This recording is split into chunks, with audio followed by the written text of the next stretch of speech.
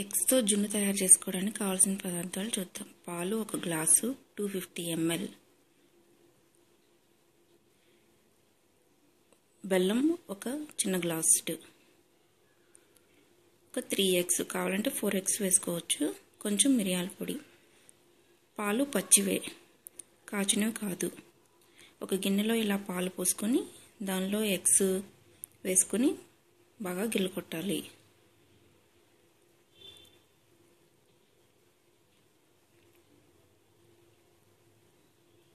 Eggs మిల్క్లో బాగా కరిగిపోయిన తర్వాత దానిలో బెల్లం కూడా వేసుకొని బాగా తిప్పాలి.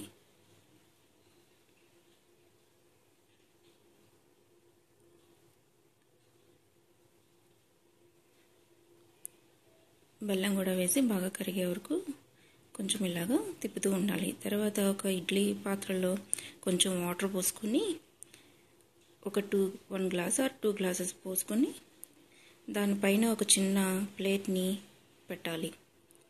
దానిపైన ఇప్పుడు మనం కలిపి ఉంచుకున్న పాల మిశ్రమాన్ని దానిపైన ఇలా ఉంచి మూత పెట్టి స్టవ్ మీద పెట్టాలి. మూత పెట్టే ముందు కొంచెం మిరియాల పొడి కూడా దానిపైన వేసేసుకుంటే సరిపోతుంది.